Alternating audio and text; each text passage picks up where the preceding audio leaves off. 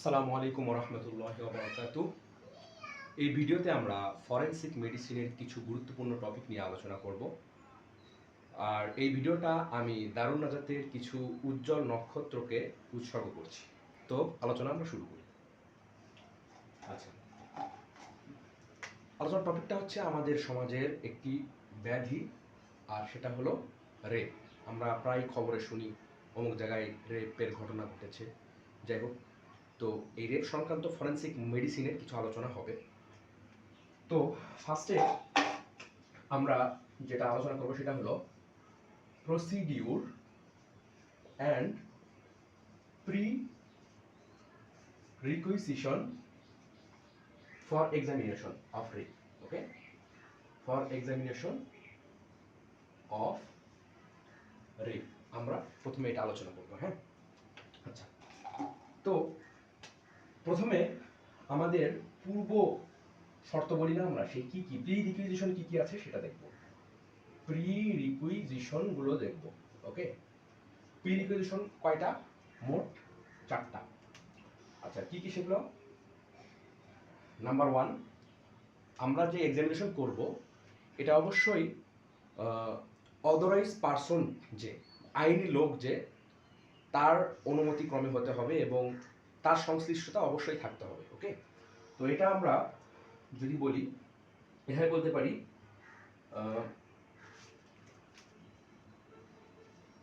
এ requisition, এটা বইয়ের কথাটা আমি লিখছি বহু, for examination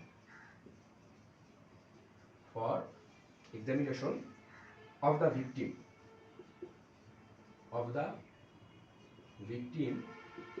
in connection with the alleged incident of rape from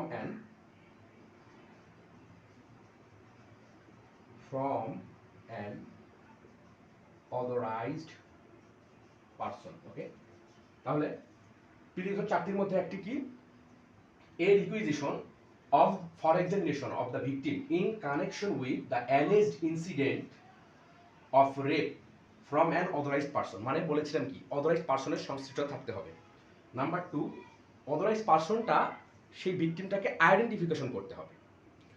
ওই অথরাইজড পারসন যেন ওই ভিকটিমটাকে দ্বিতীয় ধাপে, মানে দ্বিতীয় যে কথাটা বলা হচ্ছে সেটাতে যেন তাকে কি করে, আইডেন্টিফিকেশন করে যে আসলেই সেই ব্যক্তি কিনা, মানে ভিকটিম কিনা, সেই রেপের শিকার হয়েছে কিনা।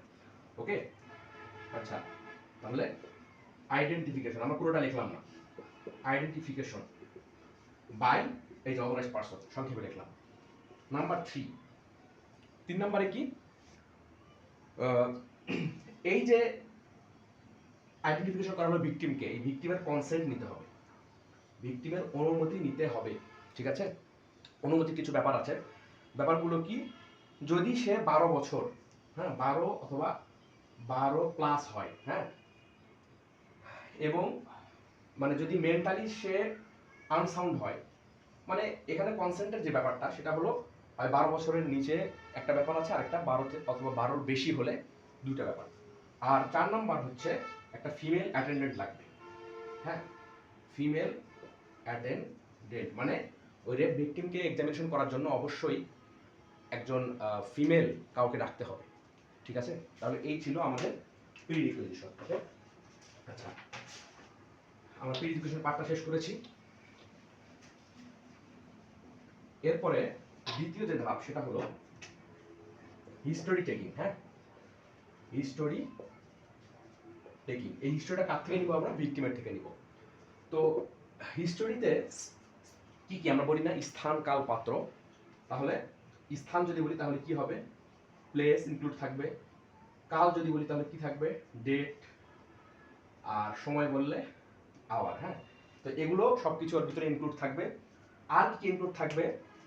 যে যখন কি হয়েছিল, হচ্ছে ওই ঘটনাটা, দুর্ঘটনা ঘটছিল, তখন সে চিৎকার করেছিল কিনা। হ্যাঁ, চিৎকার, চিৎকার, চিৎকার এটা ইয়ে করলাম, সে চিৎকার করেছিল কিনা, অথবা তাকে কোনো ড্রিঙ্ক অথবা ফুড খাওয়ানো হয়েছিল কিনা।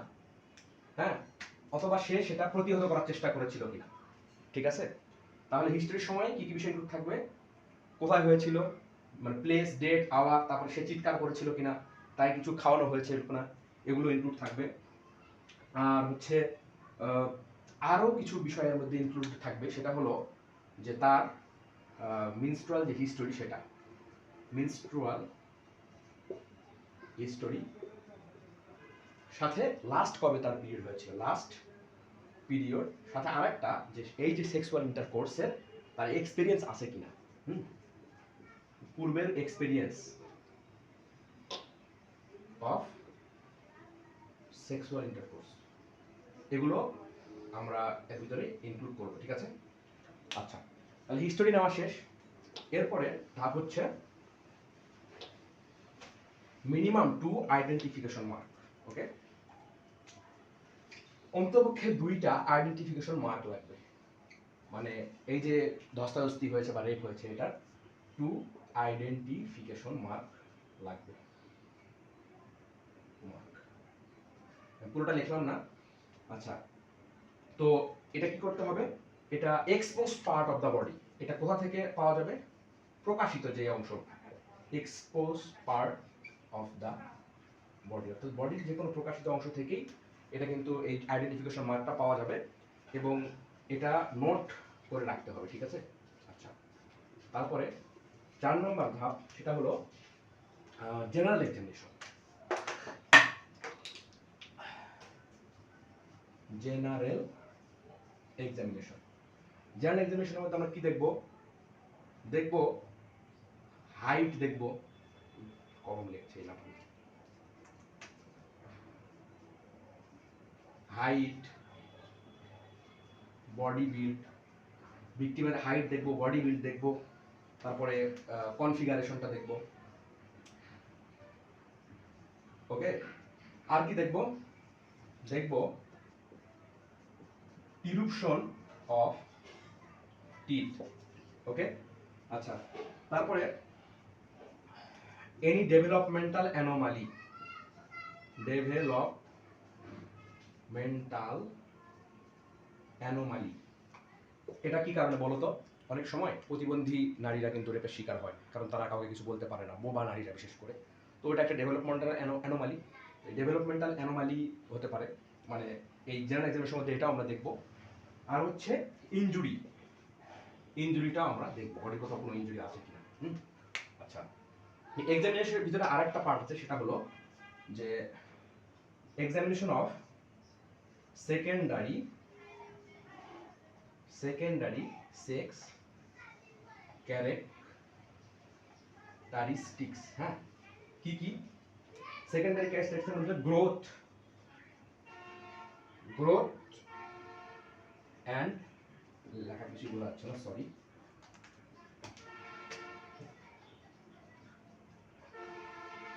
Appearance of breast, number 1। Number 2 হচ্ছে এখানে আমরা দেখব axillary and pubic hair, axillary and pubic hair. আচ্ছা, তাহলে এখানে আমরা কি আলোচনা করলাম, 2টা আইডেন্টিফিকেশন মার্ক কমপক্ষে লাগবে।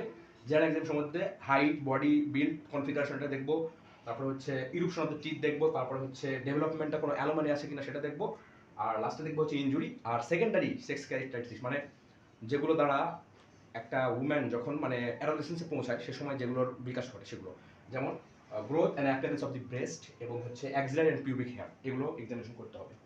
ওকে, আচ্ছা, তারপরের ধাপে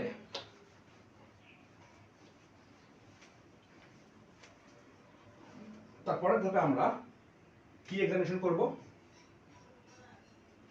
4 সম্ভবত না 5, সরি 6 নম্বর, হ্যাঁ, এক্সামিনেশন অফ প্রাইভেট পার্টস। হ্যাঁ, প্রাইভেট পার্টসেরও এক্সামিনেশন করতে হবে। তো এই প্রাইভেট পার্টসে যখন এক্সামিনেশন করব তখন একজন শুয়ে থাকবে লিথোটমিক পজিশনে। হ্যাঁ, লিথোটমিক পজিশনটা কেমন, এই যে এটা হলো তার মানে পাটা উপর দিক তুলে যেভাবে শুয়ে থাকা, যেভাবে যারা সার্জারি ওয়ার্ডে গেছো তারা ভালো জানবে যে এভাবে পাইলসের অপারেশনের সময় এভাবে কিন্তু রোগীকে পজিশন করে দেয়। হ্যাঁ, পা দুটো উপরে তুলে। তো উইমেনকে এইভাবে লিথোটমিক পজিশন বলে, লিথোটমিক পজিশনে শোয়াতে হবে, লিথোটমিক পজিশনে শোয়াতে হবে, তারপরে এক্সামিনেশন করতে হবে, ঠিক আছে? আচ্ছা আচ্ছা, এই এক্সামিনেশনের সময় কি কি পাওয়া যাবে? এই এক্সামিনেশনের সময় পিউবিক হেয়ারটা দেখতে হবে। হ্যাঁ, পিউবিক হেয়ারটা কেমন হতে পারে? ম্যাটেড হতে পারে, মানে জট পাকানো হতে পারে। কার সাথে? মানে ফরেন পিউবিক হেয়ারের সাথে, মানে যে এই দুর্ঘটনা ঘটিয়েছে তার পিউবিক হেয়ারের সাথে, ম্যাটেড উইথ ফরেন পিউবিক হেয়ার। হ্যাঁ, আচ্ছা। আর এটা অবশ্যই এই ম্যাটেড এই যে পিউবিক হেয়ার আছে এটা কেটে ফেলতে হবে এবং প্রিজার্ভ করতে হবে। প্রিজার্ভ করতে হবে কোথায়? ফরেনসিক ল্যাবরেটরিতে।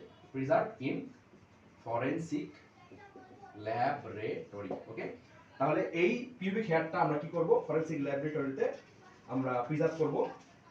আর আচ্ছা, নেক্সট বলা হচ্ছে যে পিউবিক হেয়ারটা আমরা প্রথমে এক্সামিনেশন করব, তারপরে বলা হচ্ছে ইনার অ্যাসপেক্ট অফ দি থাই। হ্যাঁ, থাই যে আছে, থাইয়ের ইনার অ্যাসপেক্ট, ইনার অ্যাসপেক্টটা আমরা এক্সামিনেশন করব। আচ্ছা, কেন ইনার অ্যাসপেক্ট অফ দি থাই? কারণ পেনাইল যখন ইজেকশন হয় টু দা ভ্যাজাইনা, তখন কিন্তু ইনার অ্যাসপেক্ট অফ দি থাইয়ের সাথেই ওর রিলেশনটা বেশি থাকার কথা, এই জন্যে ইনার অ্যাসপেক্ট অফ থাইয়ের কথা বলা হয়েছে। আচ্ছা, নেক্সট ভালভা লেবিয়া মেজোরা, আমরা এটা মিশিয়ে দিই। আচ্ছা, নেক্সট আমরা ভালভাটা দেখব। তো ভালভার ভিতরে কি কি ইনক্লুডেড? একটা হলো লেবিয়া মেজোরা, একদম যেটা বেশি এক্সটার্নালি থাকবে সেটা লেবিয়া মেজোরা, আর একটা হলো লেবিয়া মাইনরা। হ্যাঁ, তো লেবিয়া মেজোরা, লেবিয়া মাইনরা। তাহলে এখানে বলা হচ্ছে labia majora for congestion and bruise. তাহলে এই যে লেবিয়া মেজোরা, এখানে কি হতে পারে? রক্ত জমা হতে পারে, কনজেশন বলা হচ্ছে এটাকে। এখানে রক্ত জমা হতে পারে, কারণ কি? যখন সেক্সুয়াল ইন্টারকোর্স যখন হবে তখন ওই অপরাধী কি করতে পারে? এটা হাত দিয়ে টেনে প্রসারিত করার জন্য চেষ্টা করতে পারে, এজন্য সেখানে তার হাতের আঁচড় লেগে সেখানে কনজেশন হতে পারে, অথবা সেখানে ব্রুইস হতে পারে, অথবা সেখানে কোনো ধারালো কিছু দিয়ে, ব্লান্ট কিছু দিয়ে আঘাত করার কারণে সেখানে ব্রুইস থাকতে পারে, অথবা সেখানে স্ক্র্যাচ থাকতে পারে, যে বললাম যে আঙ্গুল দিয়ে ইয়া করার কারণে সেখানে হাতের নখের স্ক্র্যাচ থাকতে পারে। ওকে, আচ্ছা। তারপরে এখানে আরো কি থাকতে পারে? স্যামাইনাল অ্যান্ড ব্লাড স্টেইন, এই জায়গাটাতে স্টেইন হতে পারে, সিমেনের স্টেইন হতে পারে, বিভিন্ন ধরনের স্টেইন, তার মধ্যে সিমেন আছে, ব্লাডের আছে, সহ আরো বিভিন্ন ধরনের স্টেইন থাকতে পারে। আচ্ছা, তারপরে লেবিয়া মেজরের কথা শেষ, এরপরে লেবিয়া মাইনরের কথা বলা হচ্ছে। লেবিয়া মাইনরের ব্যাপারটা বলা হচ্ছে যে এই লেবিয়া মাইনরা এই জায়গাতেই পেনিট্রেশনটা হয়, তাহলে এই জায়গাটাতেই কিন্তু স্টেইনটা থাকবে। আর foreign pubic hair injury in case of labia major আছে, ঠিক আছে। The parts deeper to the labia may show seminal and bulb stain which should be preserved in swabs. আচ্ছা, এরপর কথাগুলো বললেই মোটামুটি এই ধাপের কথাগুলো আলোচনা শেষ হয়ে যাবে। আচ্ছা, এই যে এক্সামিনেশন প্রাইম পার্টস শেষ হওয়ার পরে আমরা তার ক্লথটা চেক করব। ওকে, এক্সামিনেশন অফ ক্লথিং নাম্বার 7। ক্লথটা কি পেতে পারি আমরা? টর্ন, কাপড়টা ছেঁড়া থাকতে পারে, এবং এটাতেও কিন্তু এই কাপড়টা কিন্তু স্টেইনিং থাকতে পারে। কি কি স্টেইনিং হয়? ব্লাড থাকতে পারে, ব্লাডেই স্টেইন, স্যামাইনাল স্টেইন, এই ধরনের স্টেইনিং কিন্তু এই কাপড়টাতেও থাকতে পারে। আচ্ছা, এবং এটাতে ফরেন পিউবিক হেয়ারও থাকতে পারে, পিউবিক হেয়ারও এই পথের সাথে রিলেটেড করতে পারি, আর এটাও আমরা ফরেনসিক ল্যাবরেটরিতে সংরক্ষণ করতে পারি। আচ্ছা, দেন হচ্ছে আমরা রিপোর্টটা 8 নম্বর পয়েন্টে আমরা রিপোর্টটা তৈরি করব। তাহলে আমরা রিপোর্ট তৈরি করব। Preparation of report, preparation of report, ঠিক আছে। তাহলে রিপোর্ট যখন আমরা প্রিপারেশন করব তখন কি কি ইনক্লুড করব এর ভিতরে? ভিক্টিমের নেম, অ্যাড্রেস, এজ, হ্যাঁ, তারপরে কেস রেফারেন্স, হ্যাঁ, আচ্ছা, তারপরে ডেট, টাইম, প্লেস, হ্যাঁ, আচ্ছা, 2 নম্বর হচ্ছে ওই যে আমরা বলেছিলাম আইডেন্টিফিকেশন মার্ক, হ্যাঁ, আইডেন্টিফিকেশন মার্ক, এগুলো আমরা উল্লেখ করব। আইডেন্টিফিকেশন মার্কের কথা বলেছিলাম। অ্যান্ড আদার ফাইন্ডিংস, অন্যান্য যে ফাইন্ডিংগুলো আমরা পেয়েছি ওই যে বিভিন্ন এক্সামিনেশনের সময়, সেগুলো। আচ্ছা, এগুলো আমরা ইনকর্পোরেটেড করব, শুড বি ইনকর্পোরেটেড ও রেটেড। আচ্ছা, আর যে অপিনিয়নটা আমরা দিব সেটা অবশ্যই কিন্তু আমরা বিবেচনা করে দিব, সেক্সুয়াল ইন্টারকোর্স বলবো। অপিনিয়নটা দেওয়ার সময় সেক্সুয়াল ইন্টারকোর্স উল্লেখ করব, সেখানে কিন্তু কখনোই রেপ উল্লেখ করা যাবে না, মানে তার সাথে রেপ হয়েছে এটা উল্লেখ বলা যাবে না, বলতে হবে সেক্সুয়াল ইন্টারকোর্স হয়েছে, এভাবে বলতে হবে, রেপ বললে কিন্তু হবে না। আচ্ছা, নেক্সট টপিক আমরা আলোচনা করব হচ্ছে পজিটিভ ফাইন্ডিংস। আচ্ছা, আমি আগে পুরোটা মিশিয়ে নিই তারপরে। আচ্ছা, হ্যাঁ, আলোচনার বিষয় হচ্ছে পজিটিভ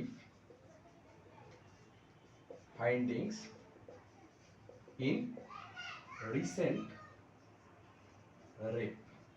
হ্যাঁ, রিসেন্ট রেপ ভিকটিম, সম্প্রতি রেপ হওয়া ভিকটিমের কি কি পজিটিভ ফাইন্ডিংস আমরা পাবো সেটা নিয়ে আলোচনা এবার। তাহলে আমরা কি কি দেখব? আমরা অ্যাব্রেশন পেতে পারি, অ্যাব্রেশন ব্রুইজ কোথায় কোথায় পেতে পারি, রেপের সময় কথা চিন্তা করো, ফেসে পেতে পারি, তারপরে হচ্ছে নেকে পেতে পারি, তারপরে ব্যাক অফ দ্য চেস্টে পেতে পারি, ইনার অ্যাসপেক্ট অফ দ্য থাই, যে কথাগুলো আমরা বলেছি।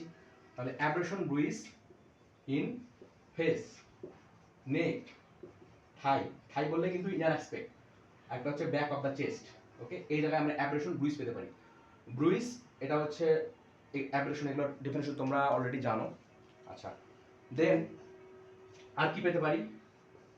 সেমিনাল ম্যাটারটা পাইতে পারি, মানে presence of seminal matter in the vulva. ভালভাতে আমরা এই যে লেবিয়া মেজর, লেবিয়া মাইনরা, এই যে এই জায়গাটাতে আমরা কি পেতে পারি? সেমিনাল ম্যাটার পেতে পারি। আচ্ছা, তারপর আর কি ফাইন্ডিংস পাই? নেইল স্ক্র্যাচ,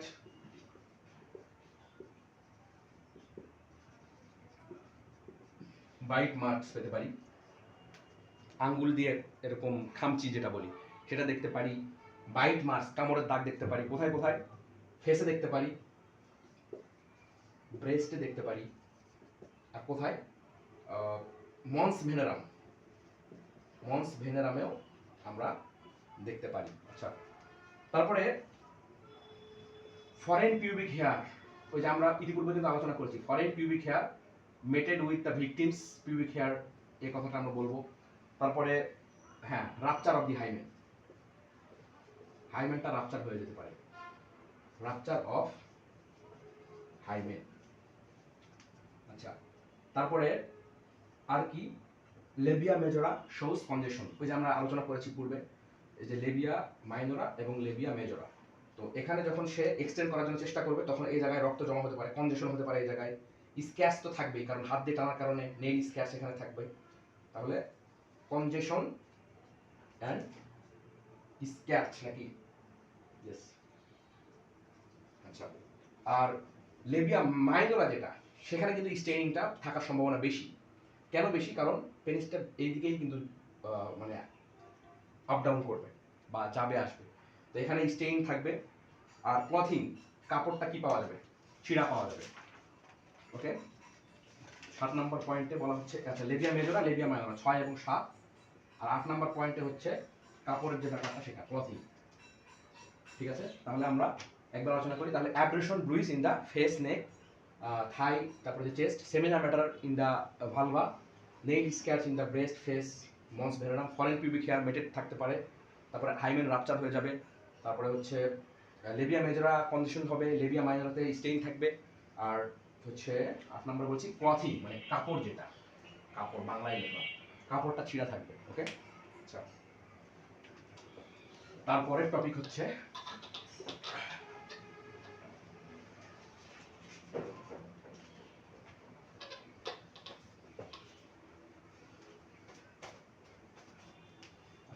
এবার আমরা আলোচনা করবো হচ্ছে different type of opinion. Different, এই কোনটা ভালো লাগে না, সরি,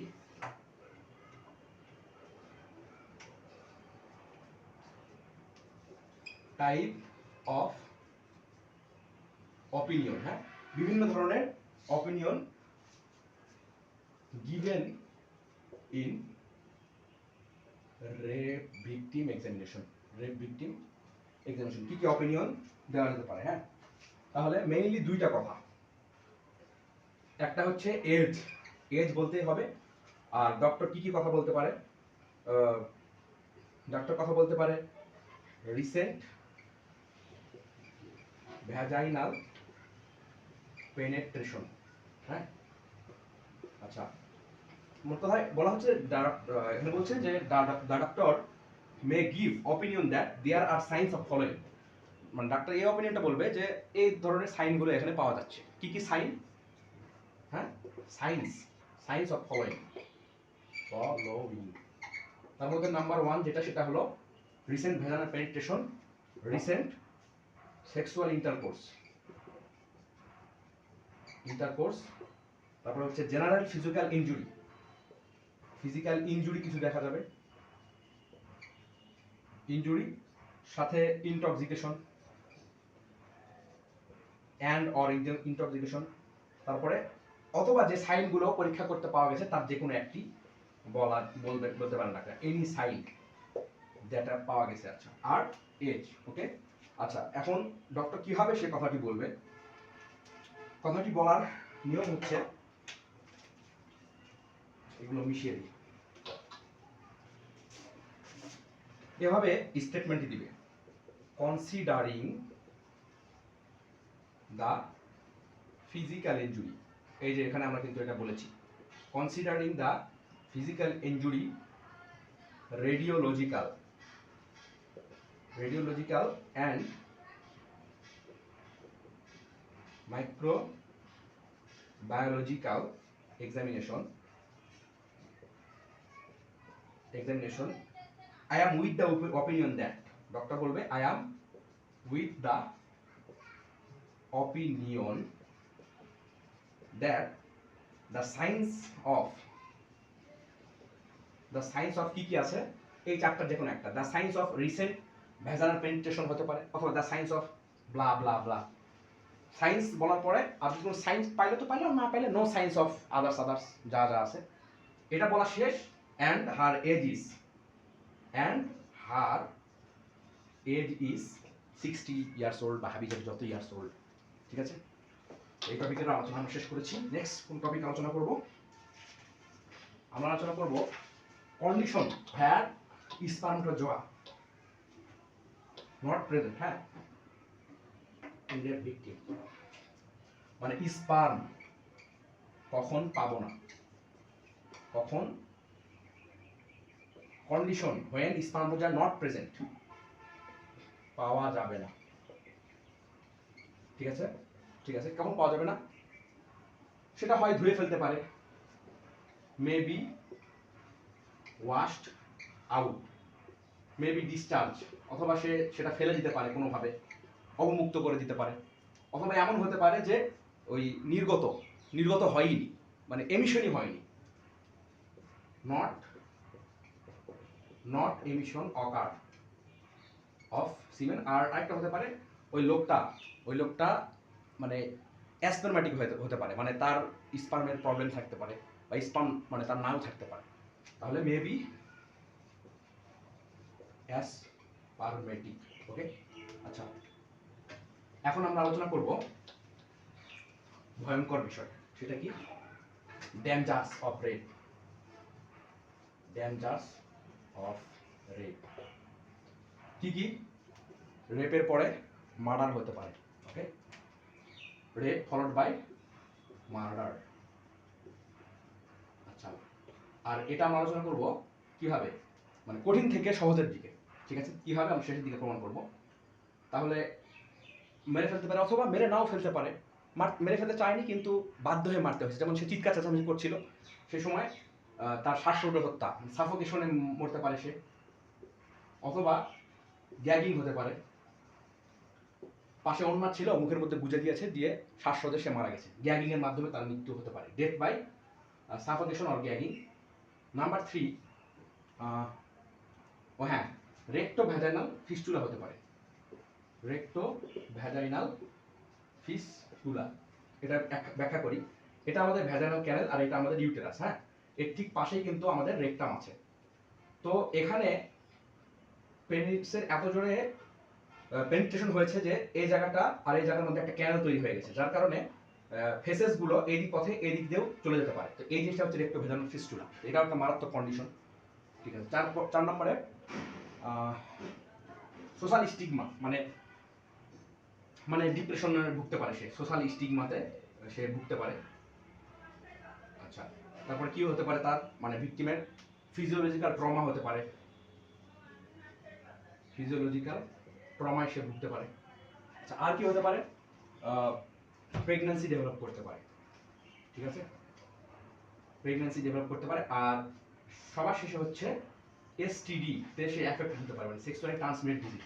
তাহলে আমরা বলেছিলাম যে এটা খারাপের দিক থেকে ভালোর দিকে বা কঠিন থেকে সহজের দিকে এটা আমরা বলবো। প্রথমে হচ্ছে ফলোড বাই মারার, মানে রেপের পর তাকে মেরে ফেলা হতে পারে, অথবা মেরে ফেলতে চায়নি, বাধ্য হয়ে মারতে হয়েছে, শ্বাসরোধে অথবা গলায় কিছু ঢুকিয়ে তাকে মারা হয়েছে, এমন হতে পারে।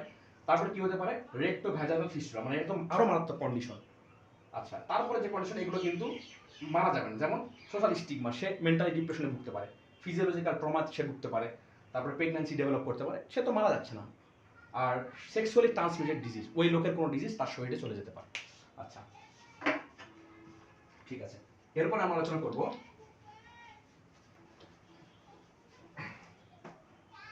আমরা রেপ ট্রমা সিনড্রোম। হ্যাঁ, রেপ ট্রমা সিনড্রোম। তাহলে এই রেপ ট্রমা সিনড্রোম কি কি দ্বারা গঠিত? তাহলে এটা হচ্ছে consist of behavioural, somatic and physiological reaction that occurs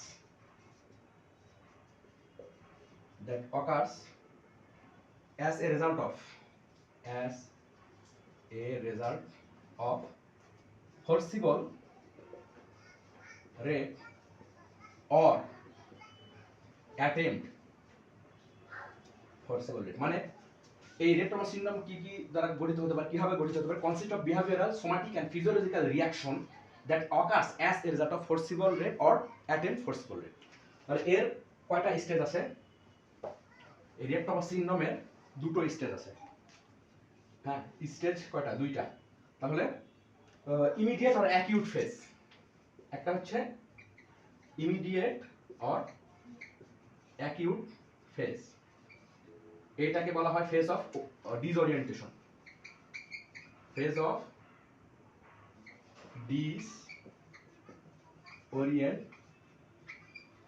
ডিসওরিয়েন্টেশন। এই ধাপে কি কি হতে পারে? এই ধাপে হতে পারে ইমোশনাল ইমব্যালেন্স হতে পারে,